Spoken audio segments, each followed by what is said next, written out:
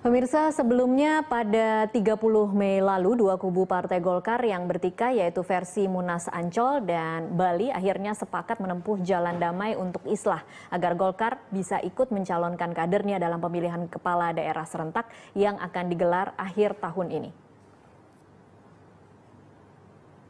Dua kubu Partai Golkar yaitu versi Munas Ancol dan Bali sepakat untuk islah. Acara penandatanganan berlangsung di rumah dinas Wapres Yusuf Kala di Menteng, Jakarta Pusat. Ketua Umum Golkar versi Munas Ancol, Agung Laksono, dan Ketua Umum Golkar Munas Bali, Abu Rizal Bakri, menandatangani dokumen persetujuan islah. Wakil Presiden Yusuf Kala yang menjadi juru runding mengatakan butuh 6 ronde untuk mendamaikan kedua kubu. 6 ronde yang dimaksud JK yaitu dirinya harus bertemu sebanyak 3 kali dengan kubu Agung Laksono dan 3 kali dengan kubu Abu Rizal Bakri. JK menjelaskan, islah hari ini adalah islah khusus atau islah terbatas. Islah ini dilakukan agar Partai Golkar bisa ikut mengajukan calon dalam pilkada serentak yang akan digelar akhir tahun ini. JK menambahkan, setelah kesepakatan hari ini, masih ada tahapan selanjutnya untuk menuntaskan islah. Dari kesepakatan itu ini hari ini baru langkah pertama. Dibutuhkan lagi langkah berikutnya, tapi nanti pada waktunya nanti kita selesaikan masalah berikutnya. Tapi yang penting karena waktu yang paling kritis ini ialah waktu pencalonan. Karena apabila tidak telat, saya khawatirkan bahwa calon-calon pemimpin dari Golkar akan berpindah siapa yang dapat mencalonkan pada waktunya. Karena itulah maka kita ingin menentukan sikap. Dalam kesepakatan ini, dua kubu yang berseteru sama-sama bersepakat untuk mendahulukan kepentingan Golkar dalam menghadapi pilkada. Persiapan menghadapi pilkada akan ditentukan oleh tim bersama yang dibentuk di tingkat pusat dan daerah. Tim bersama di tingkat pusat akan diisi oleh masing-masing 5 anggota dari kedua kubu. Adapun di tingkat daerah akan diisi oleh masing-masing 3 anggota dari masing-masing kubu. Untuk daerah yang dianggap luas, dimungkinkan mendapat tambahan anggota tim setelah berkomunikasi dengan tim bersama di tingkat pusat. Sementara itu, mengenai islah kepengurusan, masing-masing kelompok bersepakat menunggu proses hukum yang berjalan. Masing-masing kubu berjanji akan menghormati putusan hukum tetap mengenai kepengurusan yang diakui oleh pemerintah. Andika Perdana dan Kristianto, Berita 1.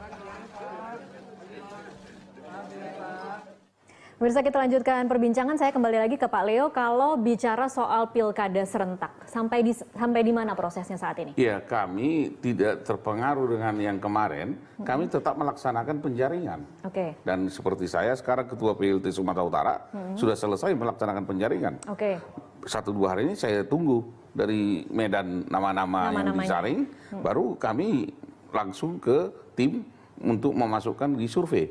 2 minggu baru kami bawa nanti ke TPA, tim penilai akhir yang langsung dipimpin Pak Agung Laksono. Dengan timnya itu adalah Wakil Ketua Umum, Sekjen, Ketua PP, Ketua Bidang Organisasi, Ketua Bidang Hukum, dan saya sebagai Ketua Korwil. Jadi Korwilnya itu masuk. Nah, itulah tim pusat dan tim daerah di-combine nanti di situ. Nah, untuk hasil menentukan daerah itu tingkat 2, PLT tingkat 2 itu 40%, saya tingkat 1 30%, Ketua Umum 30%, artinya pusat. Nah, dalam formasi ini sesuai dengan kami punya tagline suara rakyat, suara Golkar. Bukan suara Golkar, suara rakyat. Dulu dari pusat semua tentunya. Sekarang dari bawah terbanyak 40%. Tingkat 1 30%, 70%. Dari seluruh proses ini Pak Leo, di titik mana kemudian akan dikombin dengan kubu Agung Laksono kalau memang sesuai dengan islah? Ya, pada saat itu ini islah belum titik. Saya jujur saya mengatakan ini, saya tidak mau bohong-bohong. Karena apa? Yang di nomor 4 tadi. Karena bagi kami rapat pleno DPP Golkar memutuskan tidak bisa ditawar-tawar. Yang TKN itu yang punya SK, yaitu Pak Agung Laksono, Zainuddin Amali. Kalau mereka mari ikut. Kami survei, mana yang kalian survei? Kita deal. Tetapi kalau tidak itu udah bisa. Jadi Anda tidak akan terima kalau kemudian yang diakui... Di luar Agung Laksono dan Zainuddin Amali yang menaikkan tidak bisa kami terima. Ada usulan 4 orang teken, nggak bisa. SK ini atas nama Agung Laksono dan Zainuddin Amali. Di pers saya udah umumkan itu. Saya harus konfirmasi berarti saat ini. Ada pernyataan dari Wasekjen DPP Golkar Samsul Hidayat yang mengaku sudah menemui Agung Laksono untuk meminta agar kesepakatan islah dibatalkan. Apa benar seperti itu? Itu ide saya pertama kali. Baru dari adik saya. Saya yang minta itu dibubarkan karena apa? Sampai di mana sekarang? Apa malam sudah ini? dibatalkan? Malam ini kami akan rapat pleno. Jam 19 untuk itu.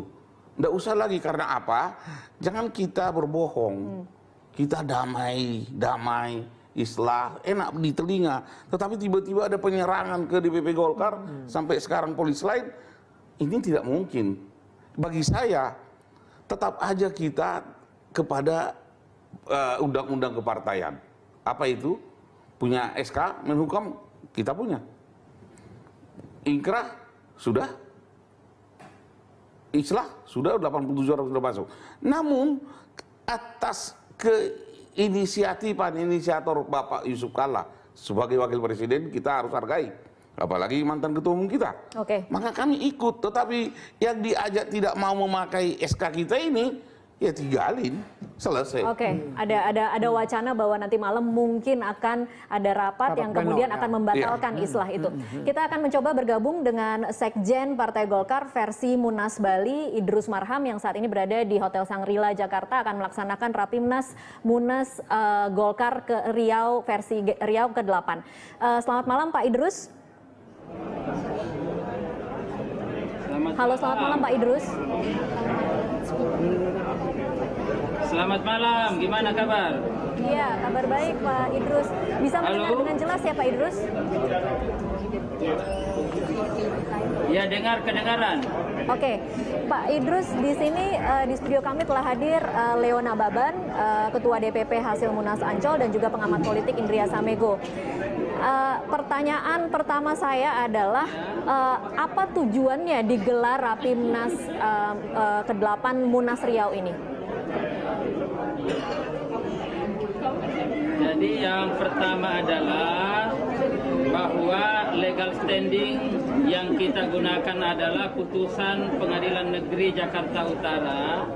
Jadi ada putusan provisi di situ menyatakan bahwa sampai adanya putusan yang memperoleh kekuatan hukum tetap, maka DPP Partai Golkar hasil Munas Riau tahun 2009 yang telah mendapat pengesahan Menteri Hukum dan HAM pada tanggal 4 September tahun 2012 dipimpin oleh Abu Rizal Bakri dan Idrus Marham dinyatakan berlaku. Jadi atas dasar itu maka Rapimnas ini kita lakukan untuk apa? Untuk konsolidasi, untuk melakukan pembahasan dalam rangka untuk menghadapi berbagai momentum politik ke depan. Mas, ini konsolidasinya artinya konsolidasi sendiri, tidak mengajak-ngajak kubu Agung Laksono atau seperti apa Pak Idrus? Jadi tidak ada kubu di sini karena kita bicara tentang Riau. Ya, kalau ada kubu itu kubu Bali dan kubu Ancol. Kalau bicara tentang Riau tidak ada kubu. Hanya satu kepengurusan Partai Golkar, termasuk saudaraku yang ada di situ, Leona Baban. Jadi kalau masih ada bicara kubu-kubu, itu kita serahkan kepada putusan pengadilan. Nanti siapapun yang diputuskan oleh pengadilan dinyatakan menang, kita hormat, apakah Bali atau Ancol. Saya kira itu prinsip kita. Jadi kalau ada bicara kubu-kubuan, itu salah kaprah. Baik, Pak Idrus, yang ada adalah satu kepengurusan Partai Golkar berjuang untuk satu kemenangan. Baik, Pak Idrus, kalau tidak ada kubu, kenapa tidak dilibatkan dalam kepanitiaan untuk Rapimnas ini? Ini kan kita persiapan beberapa hari karena sedianya kita akan lakukan beberapa hari lagi, tapi ini bulan Ramadan dan kita undang Pak Agung Laksono, kita undang Pak Priyo dan tadi juga Bang Yoris dan teman-teman yang lain. Ya, jadi saya kira kalau kita merasa Partai Golkar, kenapa kita mau diundang kalau kita mau tahu pengurus? Jadi yang undang siapa? Yang diundang itu adalah orang-orang yang tidak merasa pengurus. Oke. Ya, jadi sekali lagi yang ada Rapimnas ini adalah kepengurusan Riau. Jadi tidak ada kubu-kubuan. Ya, tidak ada Ancol, tidak ada Bali. Masalah Bali dan Ancol biar kita serahkan ke pengadilan aja sesuai dengan kesepakatan kita. Mari kita bicara tentang dulu Riau dulu sambil menunggu putusan apapun. Kalau misalkan Ancol yang menang, saya hormat kepada saudaraku dan kita ikut kepada saudaraku Leona Baban. Tapi sebaliknya kalau Bali yang menang, kami berkomitmen untuk mengakomodasi Ancol. Ya, itu aja tuh. Jadi saya kira itulah sikap politik yang gentle, sikap politik yang bermartabat, sikap politik yang berdasarkan pada nilai-nilai Partai Golkar, yaitu adalah kesetiakawanan. Pancabakti kita berbunyi begitu. Baik, Pak Idrus ditahan dulu, saya akan kasih kesempatan ke Pak Leo, kayaknya mau memberikan tanggapan. Ya, saudaraku Idrus Marham, saya senang mendengarkan jawaban saudara. Tetapi kita jangan memaksakan Kalau saya dengan saudaraku Leo nggak pernah ada masalah kan? Jadi kalau kami pribadi nggak ada masalah. Iya, tetapi udahlah. Jadi saudaraku jangan kita melanggar norma fatsun aturan. Saya mau ingatkan, kita benar tidak ada kubu-kubuan kalau tidak ada lagi yang mengatakan yang di Riau. Tetapi cobalah saudaraku jujur, di Riau itu kita sudah demisionirkan.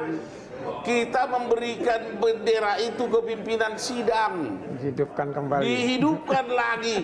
Mana mungkin. Adalah lebih terhormat saudaraku. Rapimnasmu di Sangrila itu kau buat Rapimnas Golkar Abu Rizal Bakri atau Rapimnas Bali. Itu lebih masuk di akal. Sehat manusia. Tetapi kalau dibilang ini Rapimnas yang di Riau, tidak masuk di akal saya itu Pak Idrus. Anda ini mantan ketua umum HMPI. Saya juga mantan sekjen ke Makus Goro. Baik, Pak Leo ditahan dulu. Pak Leo ditahan dulu. Pak Idrus silahkan. Jadi begini saudaraku. Jadi karena ini Bali dengan Ancol lagi bermasalah, bersengketa. Ya, dan karena itu supaya tidak ada kekosongan kepemimpinan Partai Golkar, maka pengadilan negeri mengambil putusan provisi itu. Jadi yang nggak benar saudaraku, kalau misalkan sudah dinyatakan batal, dinyatakan ditunda masih berlaku. Kalau diperintahkan untuk menghentikan kegiatan masih jalan, itu yang tidak benar saudaraku. Jadi tetapi pengadilan negeri mengambil putusan ini untuk menghindari kekosongan kepemimpinan Partai Golkar, maka berlakulah DPP Partai Golkar hasil Munas Riau. Jadi ini sebenarnya tidak perlu kita berpikir memahaminya. Yang salah adalah kalau dilarang melakukan kegiatan tapi masih berkeliaran kemana-mana. Itu yang salah saudaraku. Sebentar, saya akan kasih kesempatan Pak mau menanggapi. Yang saya hormati saudara Idrus, saya luruskan. Saya luruskan. Kalau kita orang politik, mari kita undang-undang partai politik. Ini kedengaran. Ya, saya luruskan. Mari kita berbicara tentang undang-undang partai politik, mahkamah partai politik.